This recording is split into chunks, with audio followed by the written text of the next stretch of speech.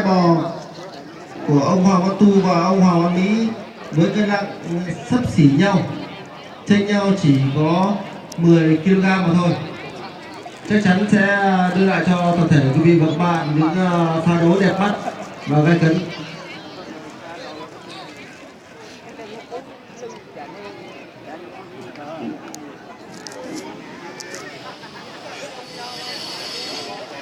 Bây giờ là cái gì rồi thì chưa tao thế nào? Có một sách cả nữa là thế nào?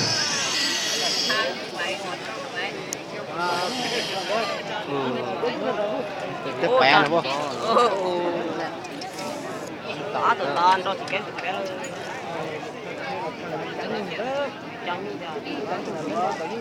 không thì cho thử mà đấy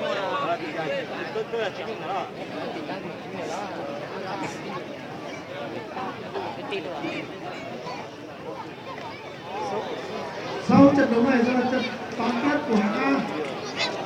Đầu tiên là trận đấu không một A của tiền á, tiền bắn được á, tiền á. bây giờ ô lẻ á tụi anh rồi léo á tụi không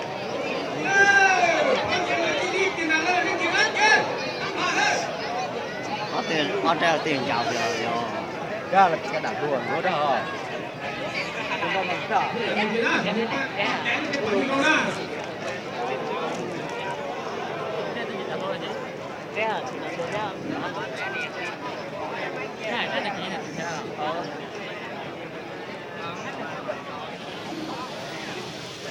chắc anh đã là cú một cho mình con bóng chèn con tỏ đấy chắc là cú cua téo cầu Ba luôn. phải đánh giá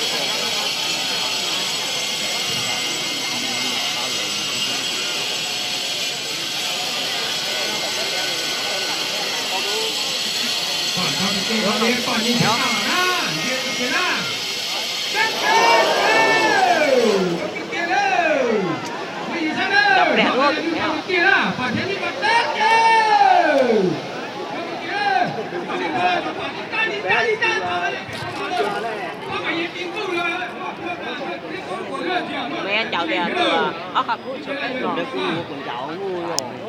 Cái tàn hạt té đi rồi, ông có nhục khốn té, ông có xích té thì phải đi xin tờ rồi. Cái gì sao thế đây?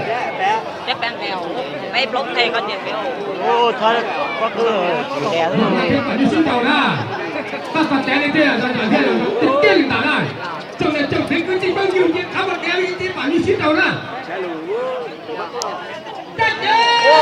Các kiện tay kia lên, tôi sẽ càng không? Đấy chứ! con chết đâu đâu có chuyện gì hay thì tôi hiểu Chết chứ! Như tao mà là tao đi nha, như tao à? Nó chỉ là con tao mày càng cầu là cái như cô đọc tôi nói là lao là thì tao mới xin tao đâu. Họ nói như em đi ra đâu. Cho nên thằng thấy cứ tin người này kia đó, giờ bảo lá chân xin tao kia kia. Giờ lá chỉ, giờ lá tôi điểm một đánh kia lá mà, tôi phát ra. Giờ mình kia lá vô tôi như có một chỉnh càng cầu đó. Let cho tao cái kia, cái thằng này cái kia lá lên tôi ra. Tôi kia là cho cả, tôi chỉ tao đi xin tao thôi. Hắn ta đi, hắn đi xin tao thì tiên lên ta. Tôi xin tao tới, còn tôi xin tao mà đã đi. Thế còn nói là xin ta đi. Chúng ta đi này, mua con tao đây cờ cầu giờ mà cha cái này nó đi nó chả cái con nhiều giờ cái chúng ta tăng rồi đi lắm á. Thay thẻ vô. sao bây giờ Sao thêm cái cuốn rồi. Từ Được chứ cả nó đó. Rồi đây là thôi, phải sẽ chịu mua cái này tăng tư bằng. Phải trong tao làตัวเลยรีบเราเลยรู้ตัวเลยเดี๋ยวแล้วจ้าคุณตีนะเราอยู่ที่ลาตุนยูรู้นี่อาเทแก่จะแล้วตุนยูตัวเต็มตัวเนี่ยเดี๋ยวเราอยู่ที่ตุนยูเราตุนยูตัวเนี่ยโอ้โหเอ๊ะเขาติดตีแล้วนะถ้าการที่อยากเขาอยู่ที่เราเป็นปากกินอะไรเนี่ยนะเจ๊เจ๊เราอยู่ตัวเลยที่ว่าตามมาจุดนี้เจ๊เจ๊งานตีเจ๊เลยไอ้เจ๊ vài liêu rồi. man tầm Anh ơi, có thế phải như thể xin đầu đó, sau đây là còn như xin đầu thì kia đâu. To là sẽ được trả đâu. Mà có kia đâu. Tầm xíu. Bây giờ là như xin đầu là sau đây thì phải như xin đầu. Chú lấy xin họ phải như xin đầu là sau đây nó thì tiền là. Cho bạn ná mà ta mà tú đi ta trở đi nó không lên thế nào. Tụi bé của chúng con nói nữa từ cũng đem mất Rất nhớ, ta mà cái chuyện này họ đi thua chiều trả lời nó chưa cả rồi. Này nha, để nói xin la được luôn rồi.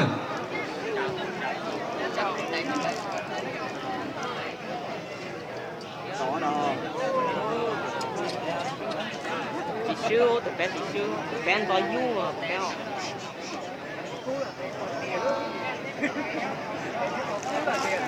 nó lồng đào đúng rồi To tẹt tụi cố luôn này danh nghìn mình đó đó mà ôi chị phải Họ trời đi xin đầu rồi đi vào trong thực tế à.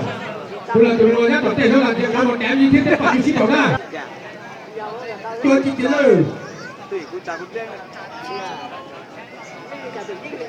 Tôi quả cho mà ai chỉ chạy ra nghỉ kè làm thêm một cái nhu cầu càng cầu là tao. Dầu xin càng cầu, nhà các tụi nghĩa chỉ nhận nhu tiền, các tụi tiền một đánh tụi nghĩa, nhà các tụi tiền chỉ nhận nhu tiền, các tụi nghĩa như một đánh tụi tiền. Cái thì là bao thì là nghỉ kè làm thêm một công làm bài thêm một phải sử dụng để tụi chúng ta tiền bỏ ra nữa. Là ta những tụi chúng là tụi tiền tao mới phải sử dụng còn, thôi lúc xin là một tí giáp cũng là tụi như xin cả thế mà còn. Ê nhà bếp cũng một bao nhiêu bếp cũng một tí nhà vì nhà bếp tên này hả chị à. Một thế giáp bốn tên tụi chúng ta còn nhà cái này chén chúng đi không chịu nhớ còn tụi cái tên làm gì à. Cái sự làm gì rồi đi trong tiền tiền thì tao đó. tí đó tí à Rồi ra tiền bản đấy, đâu nó chưa đâu. Sai đây, này đâu, chụp bản cũng không thấy nào đâu. Xin cả đâu đâu. Rồi đi chi tiền, chết đâu. Nhưng tao là đun tao tiền thì tao nè. Nè chỉ phép một cái như thế bản như xin đầu. Rồi cũng để giờ Không dạy đi thì bản như xin đầu đó. Đi chụp chỉ lấy đi chụp bản đó. Lấy tay nhẹ thì tụi cha có phải chịu dùng tay dùng chén tao trong căn cầu đâu. Ê dù cũng có bao tiền dù cũng có tiền kia, cái gì mà dù chúng ta tụi chúng tao đi là tụi. Nếu bảo như xin đầu tẹt tao là thì bây giờ như một đánh là tụi kia họ là tụi nó đánh mấy tụi gì kìa đâu. Thì bao giờ có phải thử phạm cái như dùng vậy là trả rồi. Mà để luôn nó chết chứ. Chúng tao tiền tiền á, chúng tao luôn đâu mà chúng tao tiền tiền là. chết luôn rồi liêu luôn. Mua bánh sừng càng đó lại, giờ tụi tí nó xin lo tụi nhung, tụi cái kết tụi nhung tao ta xin bảo bánh chuẩn không được chúng đi số là làm gì. tại vì đi xịt là đi Bé lên đây này chiếu tụi bé. chết lấy cú Cái rồi bánh nhiều bánh sừng càng đó thiết đến lắm là tụi nhung ta cái bỏ ra tụi kết tụi là đấy mà. Mà đây là ăn chứ không tiền gì cả. Thật tôi lấy gì hả? Tôi nhung chồng mà bây giờ cả là tôi xin vào chuẩn là hả? Tôi nhung tôi là đấy bảo kia là không muốn lại. Chứ phải đi xin